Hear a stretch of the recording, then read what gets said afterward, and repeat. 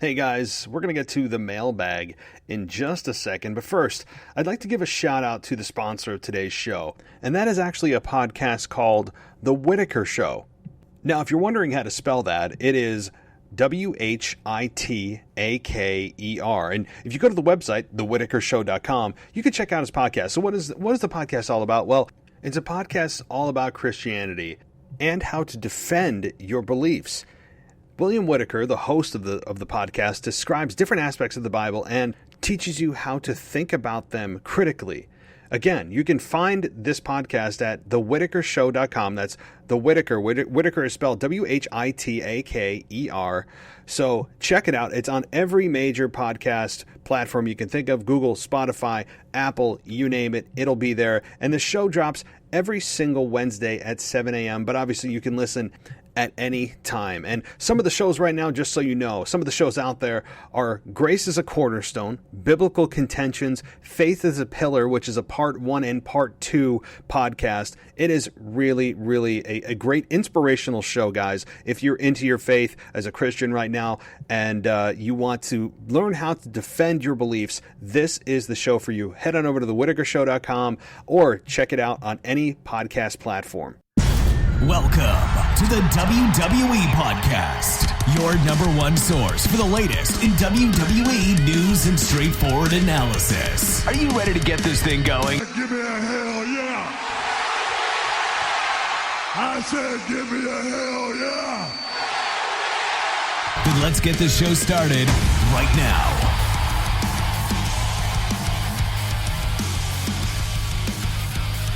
Hey everybody, welcome to the WWE Podcast for this mailbag. Oh yeah, you guys pounded me with mailbag stuff. Emails, voicemails, and the like. We're going to get to all of that in just a minute. And first, guys, I want to say, I am a little bit late getting this out. Typically, my Wrestling Nostalgia and my mailbag coincide with their publication, but I simply just was burned out of gas last night after just a very, very crazy week with not just my actual, big boy job, but obviously this podcast taking up a ton of my time, and I was just burned out. So this is a little bit late, but I think you'll enjoy this one. This is a very comprehensive mailbag portion, and I hope you guys enjoy it. So let's not wait any longer, and we're gonna get started with emails. I've got some very interesting voicemails that I think you guys will enjoy very much. But let's get to the very first email here, and then we'll keep going. This is from Danny Cool. He's from Newcastle, and he says, "Hey Matt, the email for today will be: who do you think, if the rumor of John Cena coming back at WrestleMania 37, will face Cena at Mania? And as well, which dream opponent would you love in modern era WWE 2021 to face Braun Strowman if he comes back in the Rumble in a full-time career? Love the podcast and keep safe from the UK." So first of all, Danny, thank you for your email. A lot there, and obviously we've passed the Rumble, so we all know what happened. But if John Cena is going to come back at WrestleMania 37, I'm all for it. He got a bump-free ticket last year with the acid trip that was known as the Firefly Funhouse, of which many people love. I despised, simply because I didn't want to have to think that hard, and I thought it was overproduced. I don't want to dig into that many details, and you may say, well, that's because you're a lazy wrestling fan. I would argue that most fans, when they watch wrestling, don't want to have to use their brains too much. And I'm not saying, insult the intelligence of fans, but I'm saying that you watch movies, you watch TV shows to zone out, tune out. You don't want to have to use any more brain power that you exhausted during the day. That's how I look at wrestling. And some of you are probably insulting me thinking, oh, you're just lazy, right? Well, so be it. So if John Cena is going to come back, here's who I would actually like him to face. The answer? Drew McIntyre.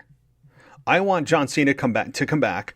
If he's going to come back and truly have a match and not get a bump-free ticket and a free payday of just participating in just, Alice in Wonderland on LSD, which is what last year was, and really a stress-free ticket to a paycheck, and actually takes bumps in the ring this year, I would like to be against Drew McIntyre. I think they could have a hell of a program. There isn't really an underlying story there, but there could be one very quickly. John Cena is one of the best promos of all time. And I think it'd be intriguing. Now, I don't think John Cena would win, but it'd be another way to continue to have Drew McIntyre established. He beat Goldberg as he should have, thank God.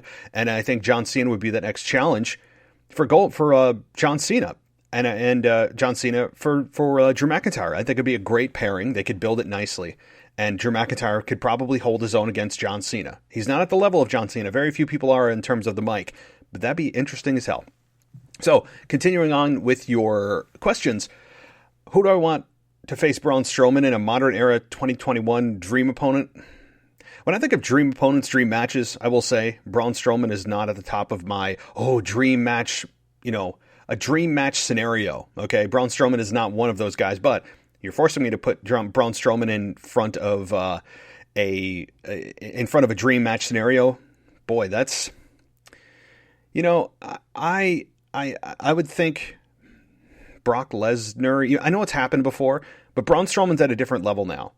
And it would just be big man versus big man. Braun Strowman versus Brock Lesnar at WrestleMania for an attraction, no championship on the line.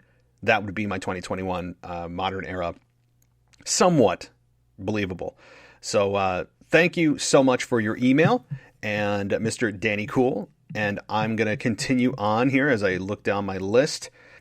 So here's our next email. And this is from, let me get this straight here, Sean. And his email's about Mount Rushmore.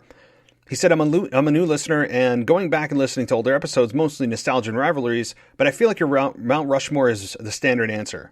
And it was. I believe I had Austin, Rock, Hogan, Undertaker. I think those are, again, it's not a very interesting Mount Rushmore, but it is standard. It's not interesting, but I'm not going to lie to people and put somebody there just to be interesting or controversial. That's why it's very subjective, and I'm glad you're weighing in, Sean.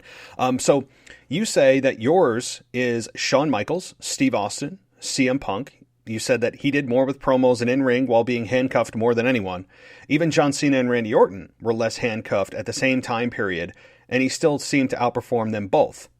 And then you say Edge. Loved him from day one, and he was amazing how he evolved and changed over his career. Idea for the show is to talk about famous promo, i.e. the pipe bomb or whatnot, and what led up to them and what the long-term effect of the promo was. That's a good one. I will say the last thing here about the promo, I think I've covered the pipe bomb in years past in my nostalgia, but it's been a while. So I wouldn't have any problem, covering that again. And the kicker here is what long-term effect this promo had on the industry, which I think is still reverberating today.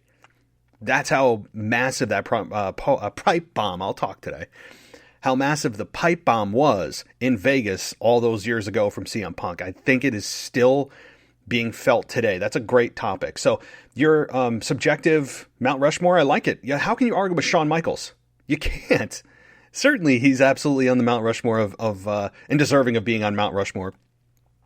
Steve Austin, enough said there. CM Punk and Edge. I mean, you can make arguments for and against them, and I have no problem with those either. I'm not going to argue against it because both were massively impactful. CM Punk is still one of the hottest names in wrestling, and he hasn't been in wrestling in about 6 years. It's crazy, right? And Edge obviously is making a comeback, so I can't argue with you, Sean. Those are certainly some good picks. Okay, let's continue on here to our next email. This is from Paul, and this is what Paul writes. So he has, it's really about the Royal Rumble, and I agree with and disagree with some of your points, but I can't argue against the background and knowledge you put into your podcast. So well done. Well, thank you, Paul. I mean, first of all, I know that people disagree with me. I know people probably out there really despise me. I'm sure there's some people. I don't think I'm generally hated, but I'm sure there's some people out there, and it just kind of comes with the territory. I don't pretend to be the smartest guy on wrestling at all. There are certainly many people, even other podcasters out there, that I get angry at myself listening because I'm thinking, how did I not think of that? And then it makes me feel like a sleazeball when I just repeat it on my podcast, which has happened at times, and I try to take it for my own idea. It's happened, but let's be honest, it's happening all the time with all podcasters. People take ideas from other ones and try to make it their own, but it is what it is. I would say I'm fairly intelligent, but I'm certainly not all encompassing, and I appreciate that, Paul. Okay, so you say, this is rather lengthy, so I'll try to cut it where I can, but you say everyone seems to love Roman Reigns and his heel turn, and overall it has been impressive. His feud against KO has shown that Roman's slow, quiet talking and repetitive statements are being blown out of the water by KO. I worry that this act by Roman is getting redundant, and dare I say, boring. Yes, I get it. You're the head of the table and the tribal chief. You carry the WWE on your back. I think the KO gimmick is working very well, and I do disagree with you. I think he makes a credible babyface. In real life, Owens has made no secret that he loves his family very much. His kids are the center of his life. This actually made KO the superior family man to Roman Reigns. He protects them, and he doesn't make them obey him. This gives credibility as a babyface. Secondly, he has actually outperformed Roman in both matches so far. He is a better technical wrestler and moves better around the ring. He takes more chances and can really sell his beating. He sells the underdog part very well. Thirdly, he cuts a better promo. I see Reigns and I see him acting as the head of the table. I hear KO and I believe that he feels aggravated. I believe in his distaste for Roman. He makes me invested in the story. He not only helps Roman in the story, he's essential to the story. Lastly, he is the everyman in the story. He works hard and gets it all stolen last minute by the heel Reigns. They trick him, they deceive him, he gets robbed. He presents those who fight yet lose to the system. Reigns represents the corporate money grubby part of wrestling. Owens is the antithesis. He is the Main Street versus Wall Street. Okay, so that's the first paragraph. Yes, there's more. But first of all, I like your logic. I think that it's sound, and I'm not arguing against the fact that Kevin Owens at times in certain areas has outshined Roman Reigns. And I think Kevin Owens recognizes that being in the ring with Roman Reigns, who, let's be honest, is a bigger star in the current product. Maybe not in your minds, okay? Maybe if you followed him in other promotions as Kevin Steen, or you are just a Kevin Owens fan more than the average person, you may disagree, but I think it's really arguable that Roman Reigns is a bigger star right now. I mean, he's Universal Champion, Kevin Owens is not. The ratings are higher when Roman Reigns is on the camera, not when Kevin Owens is on camera. I mean, so the numbers bear it out. The fact that Roman Reigns is champion bears it out, that Roman Reigns is simply a bigger star. But, especially in the eyes of the company, Kevin Owens, I think, has overachieved with what he's done with Roman Reigns. He's overachieved in a lot of ways. Yes, on the mic, we're starting to really see what Kevin Owens can do. We've started to see how great he is in the ring. And for those that maybe have forgotten or have never seen that part of Kevin Owens before, yes, he is very, very good. But I have a feeling, regardless of everything you've said here, that WWE is unfortunately going to put him in the back burner again. There is not going to be a fourth match with these two. It's not going to happen. This is Kevin Owens back to the mid to upper card, visiting the main event and coming back down. And I think that's where they view Kevin Owens. And it's a shame because I agree with certain things you said here, that he has outperformed Roman in certain areas. And yeah, is Roman Reigns getting a little bit boring? I don't know, because it's so effective. Again, this is very subjective, but I think Roman Reigns has been extremely effective in the quiet anger that he's using as a promo style. That said, I would like to see anger a little bit more. Not all the time, because when you see him actually angry, it makes you more concerned for his opponent rather than the quiet anger, which is effective. But when he starts actually yelling, I would like to see that once in a while, because it would add a different part of his promo presentation. It would add that next layer of, oh my God, he's no longer being quiet. He's actually yelling. He's starting to show anger. And I agree. Okay, let's move on. McIntyre versus Goldberg. You say totally agree. What do we do with Goldberg as champion? Absolutely nothing. He has no story with anyone. His promos are as limited as his in-ring ability. His entrance is the best part of his gimmick. Drew deserves better. That said, I think they will give Drew McIntyre the W. I think creative knows they can't do much with him. The only thing is Vince. I hope Goldberg is there only because it's in his contract. Thank you. Okay, I don't really have much to say about this because I was totally wrong. And very happily wrong that Goldberg did not win. So I have nothing to say really on this because Goldberg ended up losing. And thank God. Okay, Women's Royal Rumble. Charlotte doesn't need to win. Neither does Bayley. Bianca Belair is a good choice, as she is a credible, strong woman who can wrestle and tell a good story. Alexa Bliss is interesting, but I think she only wins if The Fiend wins as well. Shayna Baszler is a legit, terrifying, tough woman. Agreed. And it would be good to see her in the Final Four. That said, Rhea Ripley is ready. She showed this easily in NXT and is ready for the main roster. She's a younger Charlotte and has a great look, But once again, I think Vince will veto any NXT talent winning the Rumble.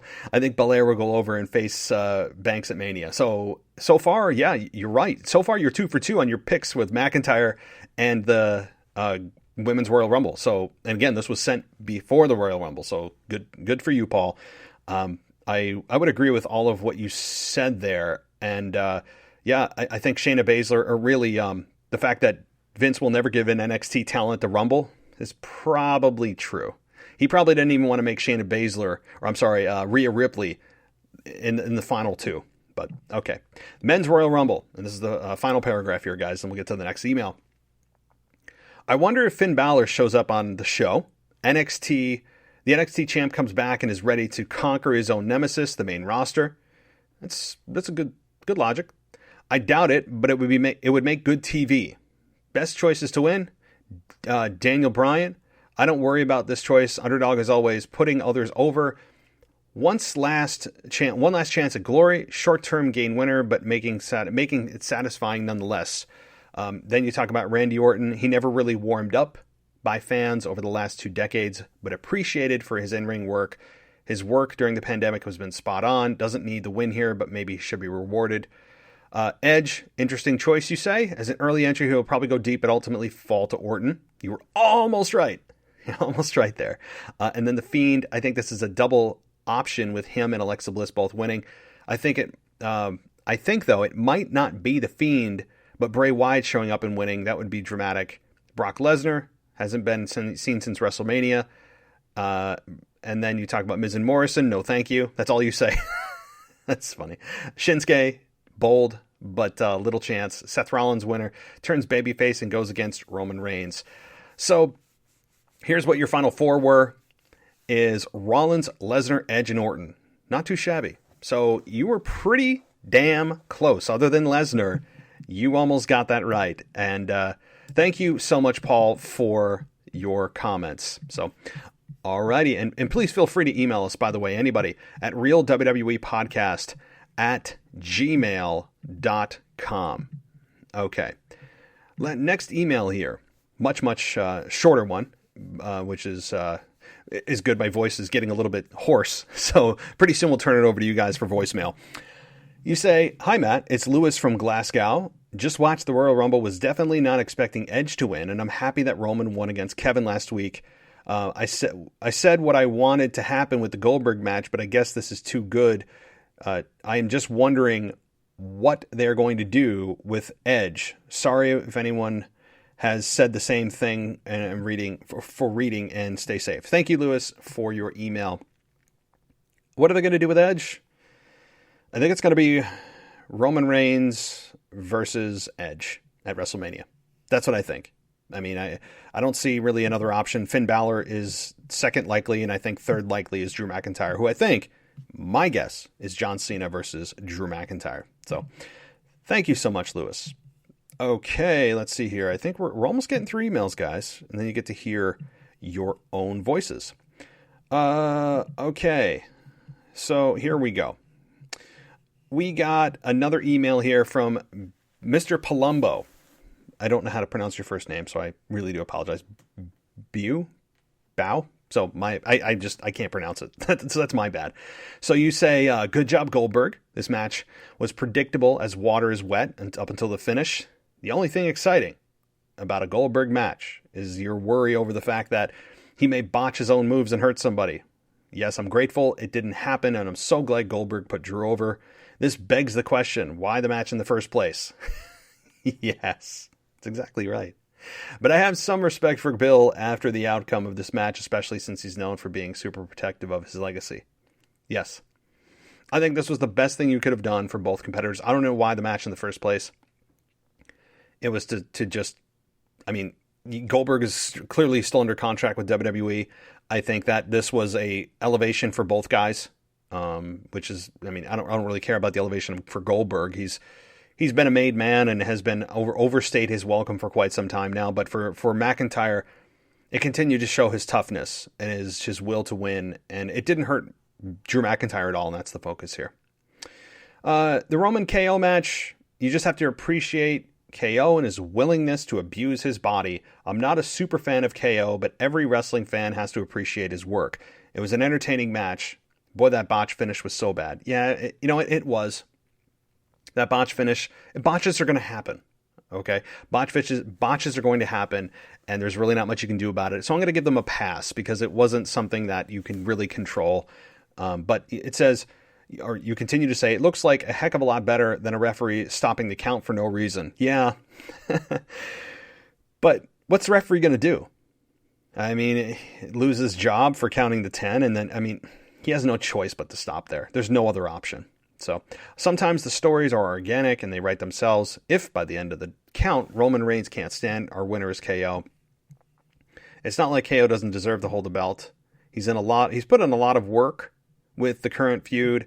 They let Orton hold the title for a week, which I think was 3 weeks, but he said, why not let KO win, take the belt off him in a week, let Roman destroy him and regain the title. It's unfortunate they didn't cling to the script so much it breaks the guise of reality. Is it wrestling or is it entertainment? But Vince needs to keep the entertainment piece and let wrestling do what it does, create magical moments. So your thought about Roman Reigns losing the belt to Kevin and doing what they did with Randy, I would disagree. And the reason I would disagree is I wouldn't stop this momentum train for Roman Reigns for any reason right now. Unless The Rock's coming back, and even if The Rock came back to face Roman, I would have The Rock lose to Roman. It's all about Roman right now. I want him so having such nuclear heat. People are literally banging down the doors of WWE in anger of the fact that Roman is still champion. I mean, I would still have him be champion 6 months from now. Think about that. And immediately you're thinking, what? Why? Exactly. Right? He will not drop it. He is just, think about the heat that he would have. Just a thought. But I would not let KO win it just to drop it back. If KO's going to win it, he's a guy that you wouldn't want just to hold it, and then have Roman get it back. Plus, it also breaks up the streak that Roman has going. You want him to hold it for consecutive days. I hear what you're saying, and if it was any other opponent other than Roman Reigns, I would say KO should hold the belt. Okay, couple more points here. You have the Women's Royal Rumble on here saying most of this match was forgettable with some quick and fantastic parts scattered throughout. The issue I had with the Women's Rumble is it was too predictable. The hardcore fan knew the winner was either Rhea Ripley, Bianca Belair, or Charlotte. Bayley was a possible wild card, but that's it. We all knew it was going to be these three, so whoever came out before or after they entered the ring was just cannon fodder. This match lacked unpredictability, like Bianca. I like Bianca. She's a great athlete whose mic skills are still developing. She could easily be a rising star in the company. I'm glad Rhea is now on the main roster. She's going to mix things up unless creative gets in the way. So, yeah, I mean, here's the thing, though. This is, you can make this argument for every Royal Rumble that's ever existed. There's usually a handful of candidates that you have. And more often than not, it's never a surprise winner. It's usually, who WWE should probably pick. And even the year that Roman Reigns won, where the fans were angry, you knew that Roman Reigns was at least a candidate to win, even if you didn't want him to win. So this is an argument that is every year. Everyone's not on the level playing field, and they shouldn't be. People are stacked vertically, and as they should be, in terms of in fans' minds and in creative, who are the candidates' potentials to truly be a realistic option to win the Rumble. So, as far as the quality of the match, I mean, it was very, very legend-filled, which tells me they didn't care much to bring in a ton of NXT talent. And really, it was not a great night for NXT talent. I mean, you had Damian Priest, of course, but in terms of the women, Rhea Ripley was easily the biggest star there. I would argue that she should have won. I think she's more polished than Bianca Belair at this point. I think she's more seasoned. She's been at WrestleMania before. She's been in WrestleMania with Charlotte before. So I think Rhea Ripley, to me, was a better option if you were going to give me the two. But yeah, Bianca she's a talent that is a work in progress. And I'm concerned that Bianca is too much too soon, and she's growing too fast that she may not be able to handle what's expected of her now. And that's absolutely a concern. Okay, your final point, Men's Rumble, loved it. My son almost hit the ceiling when Kane came out. Yeah, Kane coming out was actually a surprise to me. He was wearing his Kane shirt, so it was a cool moment. That is cool. You said that's what's so cool about the Rumble. It's Legends Night and Chaos wrapped into one. The Men's Rumble also had clear fillers who you knew had no chance of winning, which, of course, I mean, that's with every Rumble. I know everyone is excited about Edge, but I have to admit, he didn't look that sharp. Do you remember a specific move or a special action that he took the entire time he was in the ring on Saturday? His spear looked terrible, and I imagine it's because he's favoring his neck. Him hugging Christian was the only thing I remember. I agree. Emotional moments are what you remember. I had a gut feeling he was going to win, and as the match went on, and he was hiding in the corner, it became clearer. My only thought, who could possibly win, was Daniel Bryan because of the push he had on SmackDown for a few weeks, saying he's never won. The Orton surprise at the end was very entertaining. So I agree. I would agree that Edge, in terms of what moments you remember the moments that create emotion for you. We're human beings. We're emotional beings. And when you stamp a memory to something, it usually has an emotion attached to it. So I agree. That is probably the most memorable part of Edge was not anything he did physically in the ring, but when he hugged Christian and we had that embrace. I totally agree. And, again, as far as who could win the Rumble, every year there's always a handful, as I mentioned earlier. So also, as far as Edge's moves in the ring, his spear, I think he's being careful. And the Rumble's a chaotic match anyway. You never know who's going to be where, and injuries can easily happen if you're at 100% speed. So that could also be a part of it. And he just came off of injury. He doesn't want to go through another 7 months of recovery. There's a lot there. So, okay, you also say the more time passes, the more I think Edge winning is a bad idea. Because nostalgia or not, he's the past. With news that this year's Rumble is he's the oldest winner in WWE history, it would seem that the company needs to focus on the future. I think because both Roman Reigns and Drew are doing so well with the titles, it's going to be a challenge for creative to come up with a reason for them to drop the belts. Are you going to have Roman put Edge over for nostalgia's sake, so Roman keeps kicking KO's butt, but some old guy with a broken neck and subpar spear is going to be his kryptonite? So you're from Mr. Palumbo from Las Vegas, Nevada. And that's that's too funny. You say, Mr. Palumbo, I didn't even mean to say that at the beginning, and I didn't read your full email until now, and you say, since you can't pronounce my first name in parentheses. That's too funny. So yeah, you've emailed before, and so my apologies. Maybe you can phonetically tell me how to pronounce your first name. So thank you, Mr. Palumbo. Much easier to pronounce. Okay. Let's continue. Thank you for the email. I know it takes time and effort to write those emails. Okay, here. Only a couple more emails. We have one from, let's see, I don't see a location, but you say, my name is Mohammed. I love the podcast, and I wanted to share my Rumble thoughts. First of all, the Women's Tag Team Championships took place at the kickoff. That surprised me, because Charlotte Flair was one half, and the other half was the Raw Women's Champion. And they defended the titles at the kickoff. You put in big, bold letters. I was relieved when Goldberg lost. I hope he just goes away, but I don't think that's going to happen before Mania. Kevin versus Roman was really great. When Roman was handcuffed and the referee was at the count of 8, I was convinced Kevin was going to win. I think they did the right thing by keeping Jay away from the match. That's very true. I didn't even think of that. Good point. Sasha versus Carmella was exactly what I expected. Good, but not great. I love Bianca, and it felt good when she won the Rumble. I hope she wins the championship at Mania. It was disappointing that The Fiend didn't make his return. I like Edge, but I'm not a big fan of him, so I didn't like or hate it when he won. I really wanted The Fiend to return and win. Lot there. I mean, I've covered a lot of this in my previous emails, so I'm not going to reiterate certain things that I've said. But as far as the kickoff for the Women's Tag Team Championship, is it surprising? No. I don't think the talent involved in that match are deserving of a kickoff. But I think how WWE views the Women's Tag Team Championships, they view that as a kickoff contender. So I think they were just a victim of the Women's Tag Team Championships and how WWE positions them in their minds. Certainly. And also, like I said, the Jay thing, not interfering, that was awesome. That's a great point to bring up, and something I didn't even think about, is that Jey Uso wasn't even involved. And that was awesome. That was great. Good point. And it was nice to see that he didn't have to contend with Jey Uso as he did in every other match that they've had. All right, and I do have a couple of emails here, but I'm going to take a pause, and we're going to listen to you guys. We're going to hear from you, and then we'll get back to the emails, because, again, I feel like I need a break. You need a break from me just narrating emails to you. So let's break it up with our first voicemail today. Hi, it's Kyle from Baltimore, Maryland. I wanted to, talk about the fact that I feel that, if Alexa goes over to SmackDown, Raw's going to suck. It just is.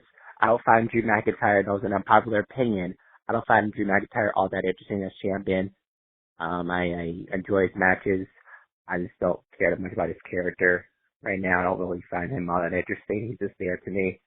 And I don't know.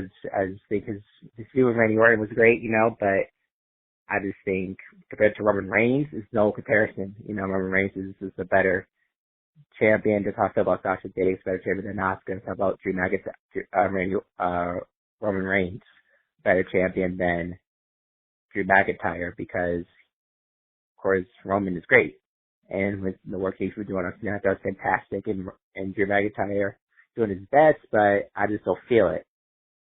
Opinion, but how you feel about that comparing Roman Reigns to Drew McIntyre right now as champion? Thanks for the call. Bye. Hey, Kyle. Awesome to hear from you, as always, every week. So I like your take, believe it or not. And I've been putting over Drew McIntyre all month. His entire reign, for the most part, has been very, very good. I like the fact that you have a differing opinion. It may be unpopular, but you may be onto something with this. The fans have a very short time, or a very short attention span, as we all do in this modern technology, everything at our fingertips world. We're very impatient. We get bored easily. And I'm not saying that necessarily as a negative. It's just something that WWE has to be aware of when they put championships on individuals, that eventually they're going to get bored of this person as champion. And if Drew McIntyre's not doing it for you, I can understand that. Not that I think Drew McIntyre, I don't personally think Drew McIntyre is boring, but I can see where he might need an edge. Drew McIntyre has been, he's not a soft champion, he's a man's man, but I don't, at times he is a little bit he's too clean. He needs a little bit more of an edge, no pun intended. I would agree with that, if there's one thing that Drew needs, it's not in ring. It's not from a physique perspective.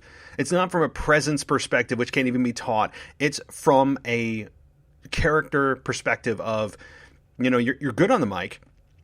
I think he's good to very good at times. I don't think he's ever reached the epic stage or epic level, but maybe Drew does need a little bit more of an edge to him. A little bit more of a kind of an anti-hero to him. Not a Stone Cold Steve Austin. We're not talking about duplicating personalities, but he does, I think, need to add a little bit of something to him on the mic. A little bit of I don't know, rough around the edges. He seems too clean, right? He seems too clean. Say your prayers, take your vitamins. At times. Not all the time. But that's the one critique, and I can understand why you're bored with him. I get it. Am I bored with him? No. But I can see where somebody could make a case for it. So thanks, Kyle. And, let's get to another voicemail, crank another one out, and then we'll get back to emails. Hey, man, this is Justin from Maryland again. I just had a quick thought for you, and I just wanted you to let me know if you agree with it or not. So I actually don't want Drew McIntyre to go on and face Roman Reigns, because you even said that you wanted Roman Reigns to hold on to the belt for at least a year, maybe more. So why would you have Drew McIntyre drop the belt just to win the Royal Rumble and then lose to Roman Reigns? Because I think we all can agree that we want Roman Reigns to hold on to the belt longer. So why not just keep the belt on Drew, and then maybe they can, cross paths again at maybe like SummerSlam or something. But I feel like WrestleMania is too early for them to fight again, because they're going to put themselves in the corner. You don't want Roman Reigns to lose a title And then you don't want Drew McIntyre to keep losing matches, when he's supposed to be the top babyface. So I just wanted you to give me your thoughts on that. And thanks, man. Hey there, Justin. Thank you for calling in. And by the way, guys, you can call in if you want your name. If you want your voice on the show, 518-952-0247. So, okay. So let's backtrack. Obviously, prior Rumble, I made the call that Drew was going to win the Rumble and drop the belt to Goldberg. How wrong I was. And that's fine. Again, one of the best calls, or wrong calls I've ever made, and the most happy I've been about being wrong. I tweeted that out about my thoughts on that as it was happening at wrestling_audio, by the way, on Twitter. But Justin, you bring a good point as far as if Drew McIntyre was to face Roman Reigns, and then Roman Reigns drops it to Drew, then obviously, yeah, it's kind of a conflicting goal that I've set out and an aspiration that I want to see. But if that was to happen, say my scenario played out, Goldberg's champion, Drew doesn't have the belt anymore, then we get Drew versus Roman after he wins the Rumble at WrestleMania, I would still have Roman go over. I would still have Roman beat Drew. Maybe even clean. That's how much I value Roman Reigns right now. And for all those years that I destroyed his babyface character, this feels weird, because I was absolutely killing him for 5 years. Or 6 years, however long he was the dreaded, forced, stomach-churning babyface, robotic at times, that it's weird to say, I would value Roman Reigns' title run over Drew's, and I would. You know why? Number one, Drew's had it longer. Okay, he's had his awesome run since last year's WrestleMania. He took a 3-week break with Randy Orton, but again, and I say that all the time, but it's important that it didn't continue, okay? It was broken by Randy, that I think WWE probably wishes they didn't do, because it didn't add any value to anything. However, if that scenario played out and we had Drew versus Roman, again, I would value Drew dropping or doing the favors for Roman. So that's how I would have booked it. But obviously my scenario didn't happen, and I don't think we're going to get Drew versus Roman at WrestleMania. They're clearly saving that for maybe SummerSlam or next year's WrestleMania. I would be fine if they actually waited over a year to have any interaction with these two. Do I think WWE is going to behold themselves to that? Hell no. I think WWE, they can't help themselves. And I want to see them. I want somebody out there, keep track, because I know myself I probably won't. I'm tasking somebody out there within the sound of my voice to keep track of this quarterly invitational. They did it, last week? So that was, January 27th, 26th, whatever the heck that date was. And if it's a quarterly invitational, that would mean that we can't do it again for 3 months. I would bet my bottom dollar they don't keep themselves with their own rules. They don't follow their own rules. It's rules for thee, but not for me, is WWE's just feeling, I think. But good point, Justin. Thank you for calling in. And let's get back to those emails. We'll finish those up, and then we'll, of course, get to some voicemails. And guys, I've got some great guests tonight. Great guests for voicemails that are co-hosts of this show and have their own show on this podcast. I think you're going to be loving what they have to say. So I'll wait for that after these emails. Okay, so let's continue with the emails, as I said. And the next email comes to us from Kareem. So let's see what Kareem has to say here as I fiddle with my computer. He says, "Hey dude, just wanted to write in to firstly say that I really enjoy your podcast. I'm a regular listener all the way from Gibraltar." Awesome. Very cool. Very cool that we reach all over the world. I mean, it's great. So thank you so much. "I was a huge fan of the Attitude Era and Ruthless Aggression Era. So my favorite podcasts are the nostalgia, particularly those featuring The Rock."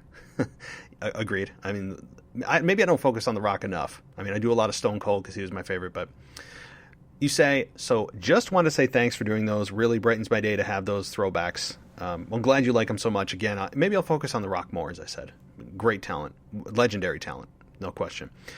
Listen to your podcast on the Royal Rumble after watching it. I agree with you in many ways. I'm especially glad that Daniel Bryan didn't win, even though he was the odds-on favorite. I just don't see him as the Titan superstar who could legitimately go toe-to-toe with McIntyre or Reigns at Mania. That brings me on to the winner, Edge. I'm a keen advocate of the more retro stars staying on top of in WWE, I don't think that the new crop come anywhere close to the OGs. So I'm happy that Edge won. I'm just skeptical about his chances of longevity holding the belt if he was to win. What are your thoughts on this? Okay, so you have other points we'll get to. Let me address this. First of all, I have to say that I am also... I do agree and continue to be consistent with my statement that I'm glad Daniel Bryan didn't win, because we've kind of passed that. I think we've passed the Daniel Bryan yes movement. It feels old. The Daniel Bryan haircut doesn't help. He is at the end of his career. Why would we feature him in the main event of WrestleMania if he's not the future? Okay, but you could again say the same thing for Edge. What the hell, right? Even though I think there's a better backstory for Daniel Bryan and Roman Reigns that's trailing all the way back to 2014. And they could draw on some real stuff that happened with the fan reaction and everything, and the fan backlash. And it's sad that they didn't get to it. Does that mean they're not going to get to it at Elimination Chamber or Fastlane? No, they could very well do it, and I think they will get to Daniel Bryan, Roman Reigns before WrestleMania. It's just not for WrestleMania. So you also bring up an interesting point that you are of the advocate of more retro stars staying on top in WWE. That is very interesting to me. I don't think I've ever talked to anybody that has been in the favor of retro stars staying on top. No, I don't think I ever have. And that's not an insult to you at all. It's interesting to me because if, yes, they are legendary, and if they can still go, great. But how does the fact that if you want retro stars on top help the current talent? You could say they could work with the current talent and that would give them the rub. But if they continue to stay on top and go over the younger talent, I would argue that does not help the younger talent. There's a way to do it to bring stars back if their ability in the ring is safe and at least, 80% of what they used to be. But retro stars being on top, I sense a lot of backlash from fans, but it's cool to talk to somebody that thinks the opposite. Man, this is why I love it. And I don't think that's a bad idea. It's just, I think it would turn fans off from building that next generation. Fans would be angry, and that's how you turn a legendary star heel very quickly. It's by having them consistently on top, which I think maybe Edge has to be careful of. There's a question for everybody out there. Do you see Edge turning heel at any point during this run that he however long he has this run, which could be 6 more months, could be a month, could be 2 years. We don't know. But that's an interesting thought too about, does Edge turn heel? I don't know. I think yes, but it's probably not for a year or so. And once the fans start to go, okay, cool, we had our embrace. Let's see what the rated R ultimate opportunist, is. Is he still there? To me, the heel Edge is more interesting than the babyface Edge. I'm a massive heel Edge fan. So whenever that rated R ultimate opportunist truly comes back out and he stopped being so soft, and I wouldn't say he's even soft right now. I mean, hell, he begged McIntyre and rained him out for not kicking him in the head when he entered the ring on Monday night. But I love the ultimate opportunist. So maybe they'll get there. So you said that, you're skeptical about his chances of longevity. Yes, you should be. I mean, he's got injured already since he's been back, right? He came back, made the miraculous comeback, got injured with the triceps, gone for 7 months, and now he's back again. I mean, he's older, so he's more susceptible to injury. So I would totally agree. I don't want him to hold the belt, though. I think that Roman Reigns, if he chooses Roman Reigns, and I think he should from a marquee standpoint, you could have a hell of a run with Edge, but at the same time, I think he doesn't hold it long. Maybe a few months till SummerSlam at the very latest. So, okay, you continue saying that this might be an unpopular opinion, but even though it was super predictable that he was going to come back in the end, wouldn't it have been awesome for Randy to come in at the end and nick it? I'm a huge Orton fan. I think he's arguably the greatest WWE heel they've ever had, and winning it like that would have just been so typical of him, and I'd love it. I also think that he's the kind of heel that's strong enough to take the belt from McIntyre or Reigns at Mania and hold it for a prolonged period of time, similar to how JBL or CM Punk did. I was super annoyed that he only held it for a week after winning it at Hell in a Cell. Not sure what all this has to do, what all this was about, to be honest. So, I'm confused. You said that you come in at the end and nick it. I don't know what you mean. Is that like a term for something? I don't know what you mean by that. So it's hard for me to answer that question. I don't know what you mean by nick it. So I apologize for that. But to your point about, McIntyre versus Orton, we've seen it though. Like we've seen McIntyre Orton many, many times. So I don't think that would have been a particularly interesting main event for WrestleMania. And Roman Reigns versus Randy Orton, I have no problem with that at all. And I'm sad they didn't do that at Survivor Series and instead favored McIntyre. But at the same time, you also have heel versus heel, of which Vince McMahon would never go for a main event of WrestleMania. So what the hell's nick it mean? I'm looking to see if it was like a typo. I don't know. I can't think right now. So, okay. The other point I wanted to make was that although I'm a big fan of the OG superstars, I do think there are some newer stars who deserve the chance to transition to the top, similarly to the likes of Edge and Eddie Guerrero, namely AJ Styles, who I think is awesome, particularly as a heel with Omos. They could also do a top job at holding the belt for a while.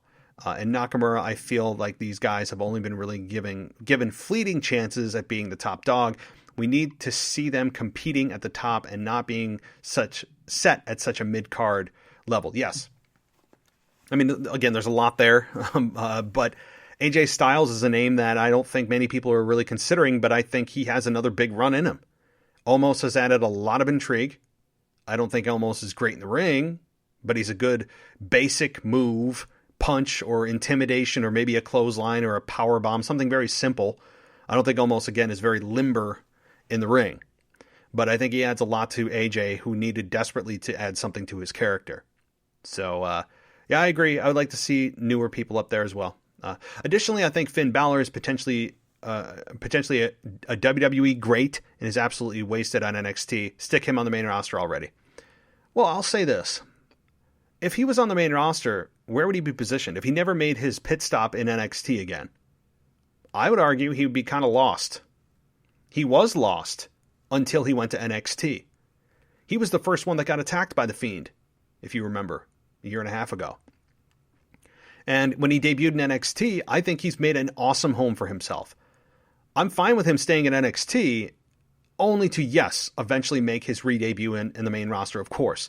I'm not in a rush to do it, though. He's killing it in NXT. NXT needs help in the ratings right now, who are getting slaughtered by AEW on a weekly basis. And I don't think that taking him out of there to place him on a roster right now, and the main roster would... I don't see how that would really benefit NXT if we care so much about NXT, other than just kind of basically neutering the place and using it only as a breeding ground rather than a true third brand, which has yet to really... WWE has yet to truly show me. Vince has yet to truly show me they feel like it's a real third brand rather than just a feeding ground for the main roster. I have my concerns. But I think Finn Balor right now is fine in NXT. He's found a nice home. But yes, eventually I want him back. And I think he'll be better than ever. Okay. The whole storyline with The Fiend and Alexa Bliss messing with Orton is the best storyline in WWE at the moment, and I would love to see Randy take a top belt and constantly be looking over his shoulder due to being haunted by these guys. I don't see The Fiend as a champion, though. I think he's better being suited just as this supernatural presence that terrorizes guys like Randy, similar to how The Undertaker did to Kane prior to their match at Mania 20. Yes, I remember that very well. Anyway, I've probably gone on way too longer than you hoped for these messages. My apologies. My first time writing in, I had a lot to say. That's fine. I get it. Wrestling makes you... See, wrestling just makes you talk forever. It does. Thanks for taking the time to read my email, and thanks again for the awesome podcast. Best wishes. It's from Gibraltar. Awesome. Thank you so much, Kareem, for the email and taking the time. Again, I know these are longer emails, guys, but people take the time to write these in, and they want their voices heard, and a lot to talk about with wrestling. So I will say this about The Fiend, and then I'll wrap it up with one last email, and then obviously more voicemails. But I believe The Fiend doesn't need the belt. I think you have said that, many others have said it, but I think there's good standing there. There's justification for The Fiend not needing the belt. He doesn't feel like he needs it. He felt when he first won the Universal Championship, I was not a fan of that. It felt not needed. It just was not a good fit. And yeah, I would agree with that. So, and if he just wants to be a supernatural presence, cool. Yeah, I think we're all interested to see what the Fiend looks like after he was burned.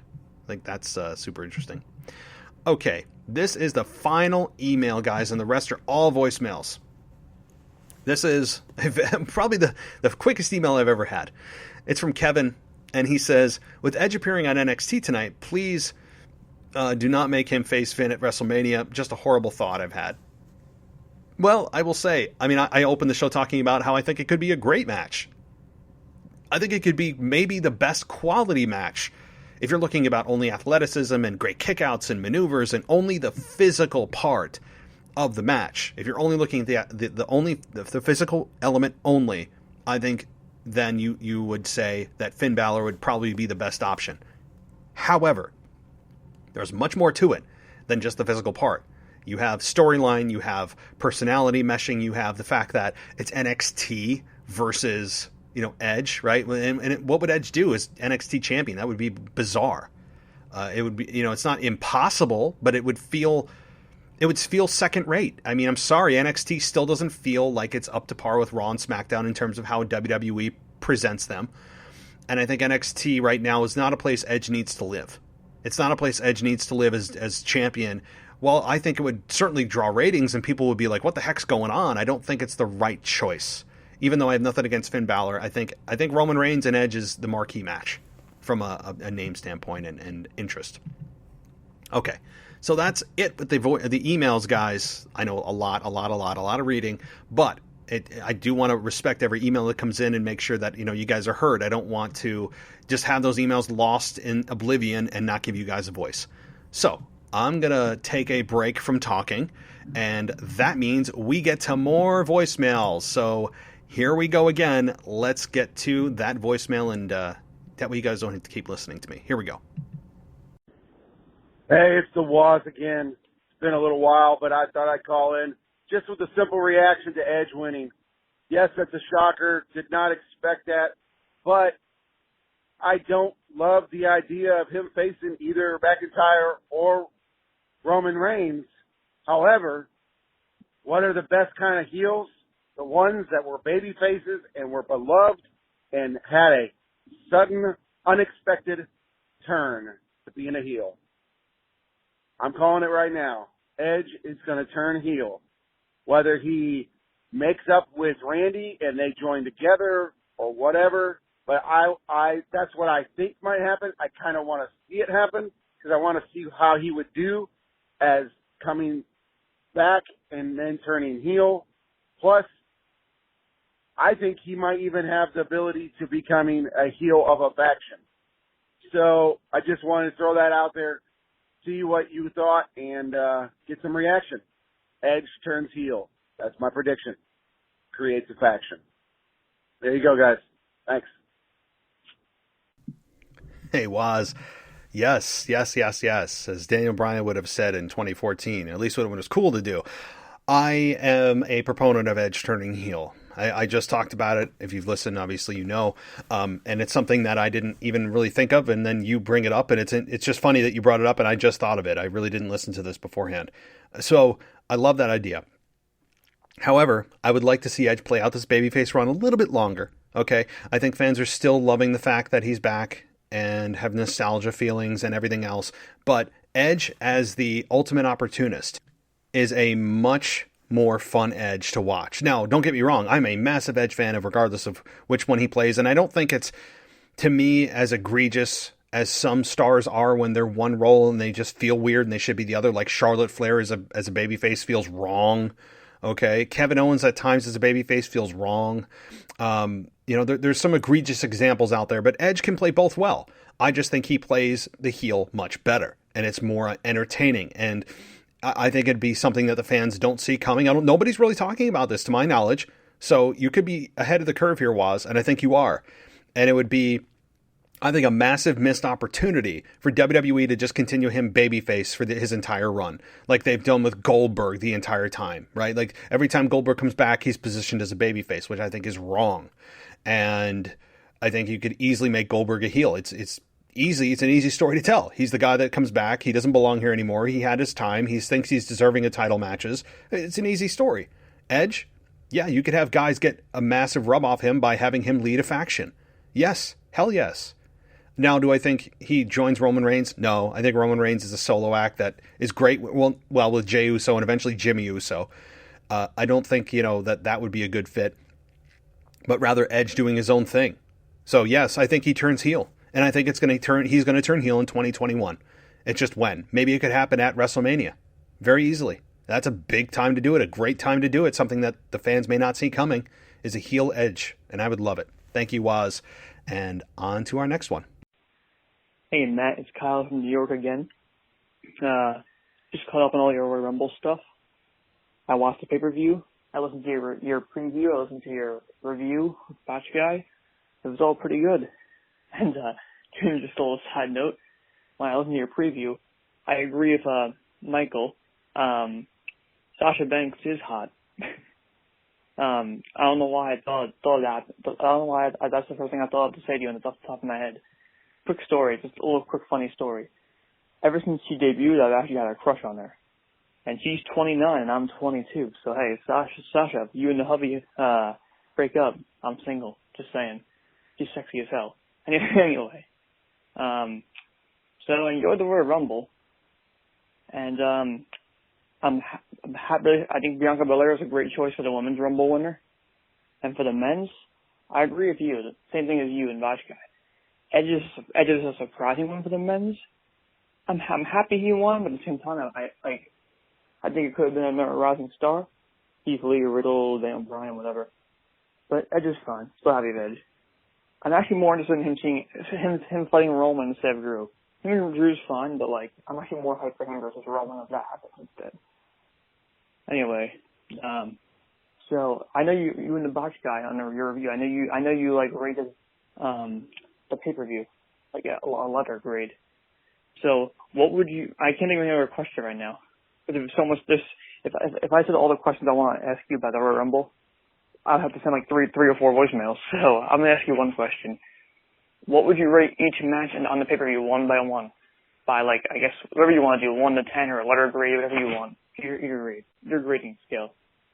What would you rate each match one by one? Or if that's too long of an answer and you don't want to rate every single one, you can if you want. But if that's too long of an answer, at least just rate what do you think the men's Rumble and the women's Rumble? Just those two. Just whatever you want to do. All the matches are just those two. That's the only question I can think of as of right now. And yeah, that's really it. So I'm glad you enjoyed the pay-per-view. I heard in your review you enjoyed it, just like you and the Box Guy both did. I enjoyed it too. So yeah, that's it. Talk to you next week. Thanks and bye. All right. Well, thank you, Kyle. And I will say Sasha Banks has quite a few suitors on this show. If Sasha Banks listens to this show, well, man, oh man, do we have them lined up for you, Sasha. We have them lined up outside the door for you. So get a hold of us at realwwepodcast@gmail.com if your marriage falls through. I never thought I'd say that on the show. Okay, as far as rating the Rumble matches, here you go. I'll give it to you. I'll give you all the matches in my ratings. So overall, I gave the show a B-. And I continue to stick with that. I know the Botch Guy gave it a C+. So I'm going to stick with a B-. I know many people gave it a D or D+. I understand why. So here's what I'd say. Here are the matches that are the ratings by match. I would give the opening here, the Women's Tag Team Championship. I'd give that a C-. Okay, I'd give that a C- because of the interference from Ric Flair. I don't think it was that great of a match anyway, and we have the Ric Flair interference, C-, and that may be generous. I'm just feeling I'm in a good mood right now, so that's probably also why I'm not giving it an F. So that's what I'd say about that. In no particular order, Roman Reigns versus Kevin Owens, Last Man Standing. I'd give that a B. Okay, I give that a B, and I would say that. It was fine for me. I don't think it was their best match. I think TLC was their best match. I'd give it a B. It was good, but it wasn't great. The men beat the hell out of each other. No effort issues there. It just wasn't as good as their other matches, I don't think. Even their cage match that they had on Christmas Day, I don't think it was as good. But it was entertaining, and I was fine with it, and they beat the hell out of each other, and credit to both men. So I give that a B. As far as the women's match here, the SmackDown Women's Championship with Sasha Banks versus Carmella, I'd give that a C+. It was okay. It wasn't anything blow away. It was just kind of your standard. Like, it could have been on SmackDown and I wouldn't have known, right? It didn't feel like it was a huge deal. It was okay. That's what I'd say. As far as the men's championship match, Goldberg versus Drew, again, I'd give it a C. I don't know. I'd give it a C. It was average. It was okay. And it was because it's exactly what you'd expect. And it was Goldberg's limitations, but Drew McIntyre won. So that's what I give that. As far as the men's and women's Royal Rumble matches, women's Royal Rumble match, I'd give that a B-. And the men's, I would give a B. I think the men's was slightly better than the women's Royal Rumble. Even though the women's Royal Rumble finish was so damn good with Rhea Ripley and Bianca Belair. It just so good. That's how you end a Royal Rumble match. It was brilliant. So that's there you go. How about that for the ratings of the matches? So, okay, let's get to the next voicemail. Oh, hey, Matt, it's Bevan from Australia. Hope you guys are well over there. Just watched Raw, and I'm also just really annoyed and confused by the Charlotte-Asuka scenario. So the way it played out was that Ric Flair's music hits, Charlotte gets distracted and tags herself out of the match and leaves Asuka, who is also then distracted, but she gets taken out by Naomi and loses the match. So I'm sure we all know that Charlotte's a heel waiting to happen, and it's usually a heel that creates the breakup. But in this instance, I think Asuka has a proper reason for them breaking up, and that's because Charlotte's always distracted by her dad and his antics, and then takes the loss. But how will this play into the storyline of the Raw Women's title? So Charlotte at this point doesn't have a reason to split from Asuka because she's just PO'd with her dad and Lacey Evans. But yet Asuka has a reason to split because she keeps on taking the losses due to Charlotte. But Asuka's a babyface. So how does a babyface create a breakup? So I just think this whole storyline's bad, and that means I probably don't care enough to see what happens, which is sad. But on the side note, do you also think that the 24/7 title has more airtime than the Raw Women's Championship? The 24/7 Championship had a moment during the Women's Royal Rumble. So, I mean, and we all know how cheap that title is. So I just think it's really poor how they've treated the Raw Women's title. And I was thinking, if there's no crowds, and this is just an absolute fantasy of mine, if there's no crowds allowed at events in America, I wish the WrestleMania could come to Australia because we are now allowed crowds into every single sporting event, I think up to 60% capacity. So that means we could get about 50,000 people in at the Melbourne Cricket Ground for WrestleMania. So if anyone's listening there and thinks it's a great idea, I'll certainly will be buying a whole lot of tickets to go and watch that. But yeah, it's just a dream. So, but it would be cool, right? Dreams are free. Anyway, thanks again for a great show. Catch you, mate. Hey, Devin, thank you as always for taking the time all the way from Australia to call in, and great to hear from you. So here's my thoughts on Charlotte Flair and Asuka. I have been just destroying this on a weekly basis because I don't think Charlotte deserves to be in this scenario, nor does the Raw Women's Championship, of which has all been but forgotten. Around the waist of Asuka, of all people, has been all but forgotten. How many times have we focused on the Raw Women's Championship? Almost never. It has been in obscurity for months now. And yes, you're right. The 24/7 championship has been getting more airtime and more attention than the Raw Women's Championship. It's a tragedy. It's a tragedy. And as far as the Charlotte Flair and Asuka deal, and we're all expecting Charlotte to go heel, but maybe WWE swerves us. If Asuka turns on Charlotte, she's justified. And if WWE tries to position that as a heel turn, I think they need to go back to Human Psychology 101 here and really remember what people think and how they react and why they react the way they do. Because if Asuka turns on Charlotte, that is absolutely justified. I don't think there's anybody that would be on the side of Charlotte, like, she didn't deserve that. Well, yeah, she does, because this is like the third time that she's been distracted and lost the match because of her dad. It's absurd. It's stupid. Charlotte does not deserve this. It is not doing any favors for anyone right now, other than maybe Lacey Evans, who was doing nothing compared to, before this. And this is an elevation. For everyone else, this is a demotion. So I totally agree. Devin, thank you so much for calling in. You're getting me all ramped up, so I'm going to go to the next voicemail before I lose my voice and go on a rant. So thanks, and please call back. Hey, Matt. The Casual Wrestling fan here. How you guys doing today? I just want to go over a couple things with you real quickly, as I always do. First off, let me say, I know everybody's talking about the Roman Reigns spot in the heavyweight championship match, but that is not on Paul Heyman. I know Paul Heyman's getting a lot of flack about it. If you ask me, I blame WWE and I blame Kevin Owens. Kevin Owens didn't have to lock their hand on him way in there like that, so Paul Heyman's little short, stubby arms couldn't get in there. And number two, why on world did WWE use real handcuffs?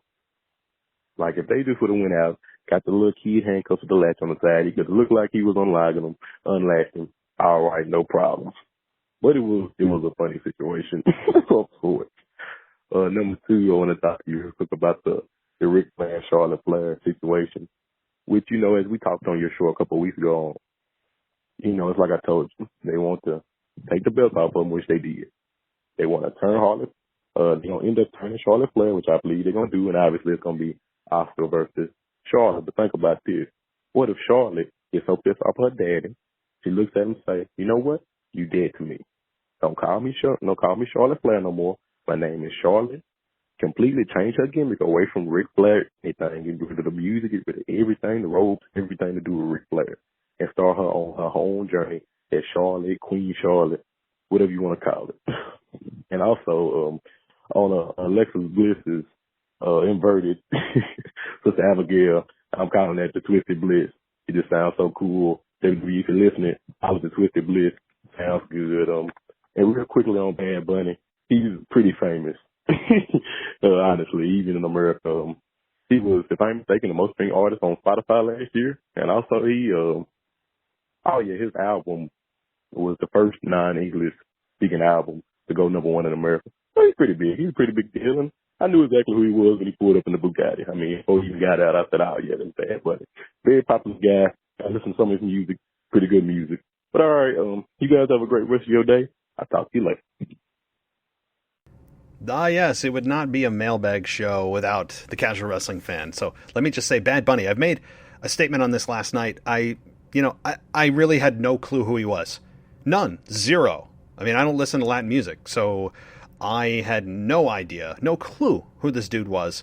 But obviously the numbers bear it out that he's a pretty big deal. And that's fine. Maybe I'm just completely out of the music scene now, and I don't know. I'm in the older generation, which millennials is now kind of the retro generation, and Gen Z is taking over. I don't know, man. I don't listen to him regardless of how big his numbers are, regardless of how well he's doing in the music world. The fact of the matter is he's not a mainstay in WWE. He's a hotshot there and gone. I don't care that he has aspirations to be in WWE.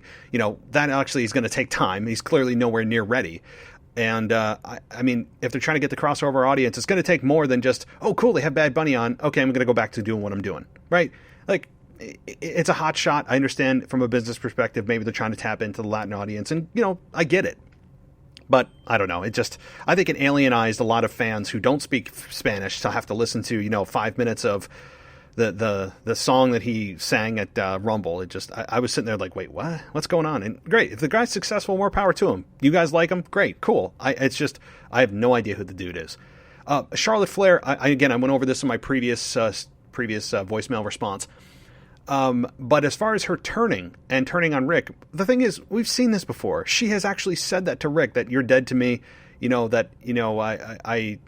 I despise you, and she completely berated him in the past. So, I mean, if you go back and just go on YouTube it, like, Charlotte, Ric Flair promo, you will see that they have loved and hated each other a couple of times now over the years. So this is not something new. This is not something, if she does, that I would be on board with, because we've seen it before.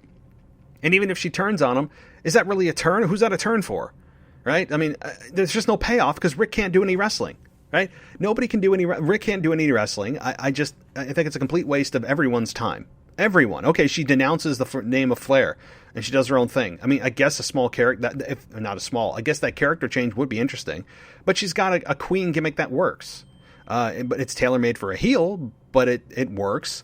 I don't know. I'm just not a fan of what's going on right now with Rick and Charlotte. It's a total mess for me. Your comment about the handcuffs made me laugh. It's true. Like, why the hell did they use real handcuffs? And I guess the answer is so that maybe, if something had happened, that those handcuffs don't break by accident, right? You don't want a handcuffs looking super fake. But like you said, they can get metal handcuffs that you have the release on. I totally get it. Like, you don't have to get plastic ones. There are metal ones or even steel ones that have the safety release. So I have no idea why they had to have Paul Heyman trying to get into that little space. That was funny. That's a good observation. Why they actually used a real pair of handcuffs when they could have got a fail-safe one. I totally agree. Good point. All right, Mr. Casual Wrestling Fan, please call back. It's always good to hear your voice every week. So, okay. Let's get to that next voicemail, guys. We are starting to wind things down here. Ton of content from you guys this week. I mean, but I expected that with Rumble Week. We have, let's see, how many do we have? We have a few more, 3 more voicemails, and then we'll end the show here. But let's continue on to that next one. Hey, man. It's as a wrestling fan again. I know a couple people double dipped last week, so I thought I'd double dip. It's Black History Month this month, so I thought I'd take the time to highlight a black wrestler who I feel like needs the spotlight, even though he gets it. Pretty sure you know who he is. Doom, a.k.a. Farouk, a.k.a. Ron Simmons. He debuted in 1986. And, he was known as being a great worker, a great wrestler. He became the WCW World Heavyweight Champion, and WWE recognizes him as the first black world champion, which, if I'm not mistaken, it was somebody before him, but we'll go with WWE on this one. In 92, he was the Inspirational Wrestler of the Year. He was WCW Tag Champion, also WCW US Tag Champion, WWF Tag Team Champion, 3 times with his tag team partner, Bradshaw. He's a WWE Hall of Famer and the leader of the Nation of Domination, who, tried and true, could be semi-linked to the Hurt Business. I mean, they have similar builds, similar makeup, and he boosted the career of others around him. Take The Rock. They put The Rock in the Nation of Domination. He blew up. He became a champion. Same thing for Mark Henry. They put him in the Nation. His career needed a turn. He got the turn he needed. He became Mark Henry. Same thing for D'Lo Brown. It was on a smaller scale, but he won the European champion like 4 times and the Intercontinental champion too. So Ron Simmons is all around a great guy, and I think he deserves the highlight in this moment. So here's to Ron Simmons. Also, last thing before I get off of here, I just want to say, last week I listened to your show, and once again, you was talking about heel heat. You want somebody to call in and give you perspective. I promise you, the casual wrestling fan will call next week and let you know for all, as they did this week on Raw, the final on heel heat. And I think everybody will understand it this way. But I don't have time. That's 3 minutes for me. I hope you guys have a great rest of your week, and talk to you guys later. Thank you. How about that, guys? Yeah, we do get a double dip at the Casual Wrestling Fan this week, which is a treat for us. So, Black History Month, I think that's a good choice there with Ron Simmons. I don't think we really even talked about Ron Simmons on this show because, well, he hasn't been an active competitor in God knows how long. I mean, it's been quite a long time. But Ron Simmons is a guy, Farouk, as those of you who have listened or are listening to the show probably know him the best. If you are a 90s kid or even early 2000s kid, you know him as Farouk. And he was best known, I think, for being the Nation of Domination. Really in the APA, but in late 90s, early 2000s, the Nation of Domination. And I remember that program very well with The Rock, where The Rock was kind of the de facto leader, even though Farouk was the assigned leader. And we had the dissension between The Rock and Farouk. And I remember for a gift for Farouk, he gave Farouk a big picture frame of himself, and instead of a Rolex watch that he gave everyone else. It was really funny. It was, I think, a late 97 Monday Night Raw. Really, really funny. And Farouk, now he's best known for one word, which is damn. I mean, and it is funny, but In ring, I think he had one of the best presences. He had a great look. Farouk had a great look. And I think that, he could have probably, in today's market, in today's environment, if he was still active, I think he could be world champion. I think he's got such a deep, bold voice. He's got a great presence in ring. Yeah, he can't hop and fly around like the rest of the guys, but I don't think he needed to. So Farouk is certainly a great contender. D'Lo Brown is a guy that I remember best for having a chest protector and using it as a weapon, even though he said he had broken ribs and he just kept it on too long. I remember that very well. So, thank you so much, and I'm sure we'll hear from you next week, Mr. Casual Wrestling fan. Alrighty, let's close things out with the last couple voicemails here. Hey, it's Kyle from Baltimore, Maryland. I was going to talk about Bianca Belair winning the Rumble. I think that was great, and everybody is assuming that's going to be Sasha and Bianca at WrestleMania, even myself, and that'll be great. But what if Bianca faces Asuka? I mean, that women's division needs help on Monday Night Raw, and so with Bianca Belair possibly being the Raw Women's Champion, it'll make Raw and the women's division interesting. But what do you think about that? Even though it'll be obvious, it'll be Sasha and Bianca, but what if Bianca faces Asuka at WrestleMania? What do you think about that? Bye. Hey, Kyle. So, quick question and kind of a quick answer here, but I think Bianca should face Sasha because what are you going to do with Charlotte at WrestleMania? WWE loves to position her in title matches, and rightly so at times, and it's WrestleMania, so while I would love to see Bianca Belair and Asuka, I think with Charlotte's return, that kind of negates that option. Because, again, what do you do with Charlotte at WrestleMania? What are you doing with her, right? And she's no longer tag team champion, nor would I put the belts back on them. It's over. So Sasha Banks versus Bianca Belair, it's babyface versus babyface. So do they turn somebody heel? Possibly. But yeah, I don't think that's going to happen simply for the fact of two words: Charlotte Flair. Alrighty, let's continue on here. As I said, we're getting towards the end, guys. So bear with us. We've got a couple more. Hello, everybody. How you doing? This is the gardener, Michael Gross, and here's your rant for the day. We see that Bad Bunny not only gave us the extended bathroom break that nobody, and I mean nobody, asked for at the Royal Rumble. It pleased about 3 people I know, and I think they're all about 6 feet under with all their emotions. So, what I'm going to say going forward in life is the fact that they've already said that he has a moment at WrestleMania. So cementing a moment for him is like trying to polish a turd. What we've done now is we put it in the same category as, say, Aki Bono or Floyd Mayweather when they made their appearances. How about that awesome Bam Bam Bigelow versus Lawrence Taylor? Who wants to remember this stuff? Not me and not you. And the fact that he might be the biggest entertainer in the world does not do anything for me, because celebrity time and pageantry should be over. It should be in the rearview mirror. We shouldn't be looking at it. We shouldn't be caring.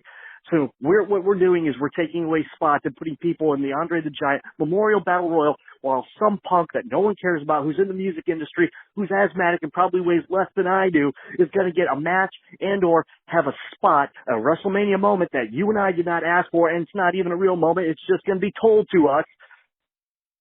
And yet talented people are pushed down the card or not on the card at all.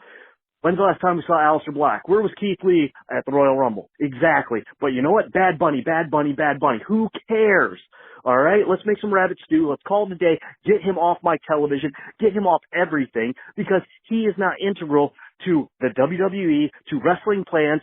We don't care about mainstream tie-overs anymore, because mainstream tie-overs don't mean anything during a pandemic when you can't go out to a concert or tie anything together in front of a live audience. Ladies and gentlemen, he is making us dumber that he is Vince McMahon. I'm sorry, but rather than see Bad Bunny, I'd rather put bamboo under my fingernails and then type a thesis on cold matter infusion, which I know nothing about, so I'm going to have to research it. Maybe 500 or 600 pages. I think that would do well. My fingertips would love it, but at least I would not have to see Bad Bunny. All right, ladies and gentlemen, this is Michael Gross. I would like to say I'm out on one more thing. Lars Sullivan finally got what he had coming to him for being a pervert, for being a nuisance, for being rude, disrespectful, for being racist, for being homophobic. The man's terrible. It wouldn't be a podcast with my voice on it without mentioning the sullied name of Mr. Lars Sullivan, a.k.a. Dylan Miley. Hey, guy, good luck in the future. My very first article was on you, and you know what? It won't be my last probably talking about you. Have fun. Oh, I need a Tylenol. Goodbye. Youch. I'm pretty sure my computer's on fire. I mean, it's smoking right now. What a take. Okay, so man, oh man, that was a hell of a take, Michael. I'm glad you chimed in here. That's how I felt exactly about Bad Bunny. Now, the casual wrestling fan and those of that people that are tuned into the music industry way more than I am would argue he has a ton of followers, and he does. So, is there a small potential increase from viewership from Bad Bunny into WWE? Yes, but also, are those people going to go away when Bad Bunny goes away? The answer is yes. Everyone knows what pro wrestling is. And so those that are even interested in Bad Bunny, of which, I mean, he has millions and millions and millions of followers, they're going to tune in to maybe see what he does. And then once he's gone, they're going to tune back out. It's very unlikely that they will have any kind of retention that's worth mentioning in the WWE television ratings. Very, very little. I can guarantee you that because, like you said, the Floyd Money Mayweather thing, which I actually think was better than most people give it credit for. But the problem I have is exactly what you mentioned, Michael. It's not the fact that I don't care how many wrestlers he has or how many followers he has, how successful he is, and that's great, and I give him props, and that's wonderful. The fact is exactly what you said, that I have the biggest problem is that they are going to make this a forced WrestleMania moment, meaning, like you just said, they're going to tell us it's a WrestleMania moment.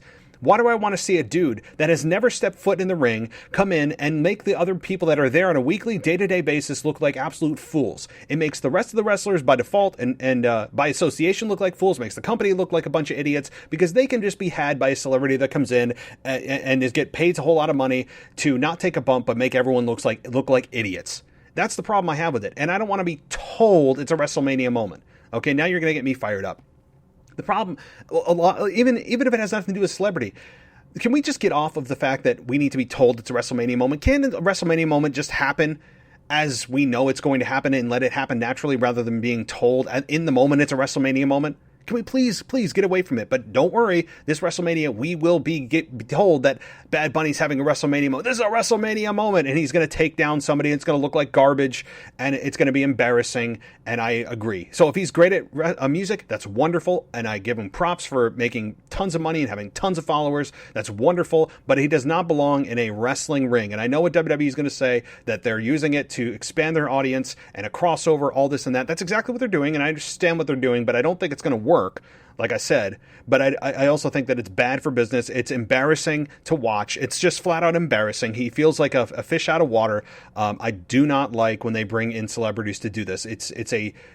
I understand why they do it, but I don't agree with it. Michael, oh man, what a take. So yeah, I'll join you on that Tylenol.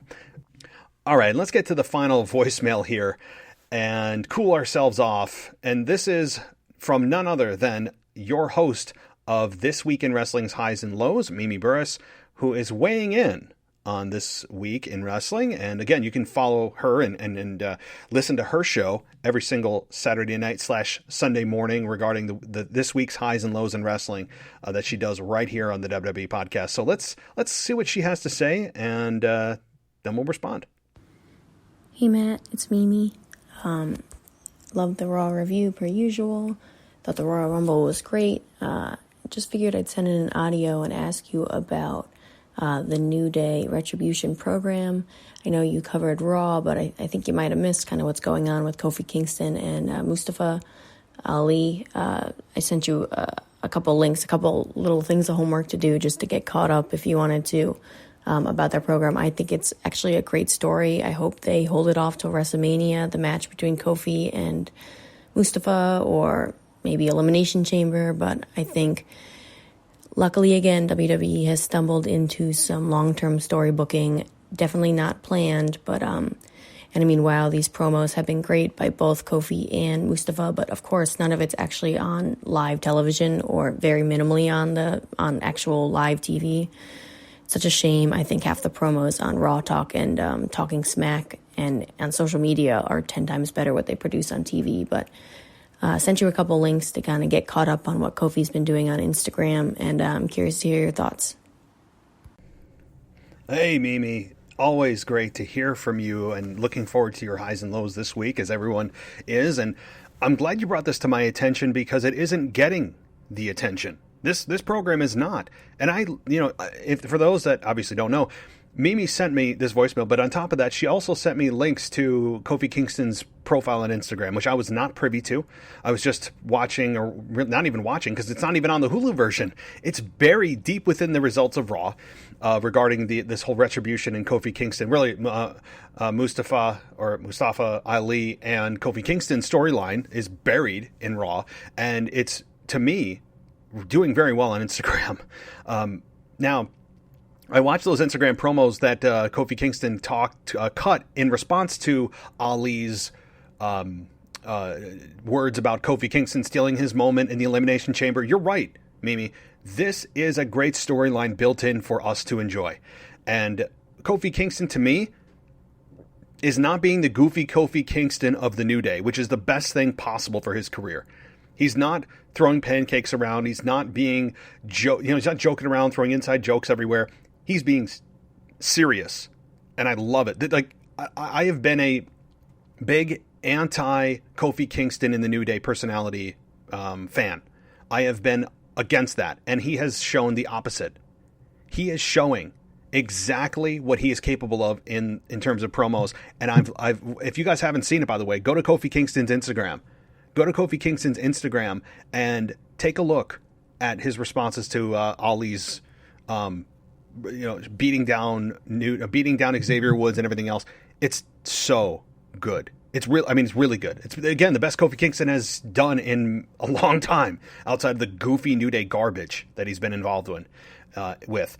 So, yeah, I'm interested in this now. Like, just watching those Instagram posts, I am now very interested in this. They could put on a very, very good match, and you're absolutely right. This is WrestleMania bound. No question about it. And I'm interested in this for sure, especially given that we know Kofi Kingston's run happened because Mustafa Ali was out of the Elimination Chamber. He was injured. So now Kofi's injured. Now he's on his way back. So great observation, Mimi. I'm glad you brought me up to speed on what the hell's going on, because it's not on WWE TV. They're not putting this on Raw. We hear the comments from Ali, but we don't see Kofi's response, and I'm loving it. So, you're right. So, okay. Guys, to everybody, thank you for taking the time to email us, to call us. It is appreciated. And as always, email us at realwwepodcast@gmail.com. I'm signing off for the week here.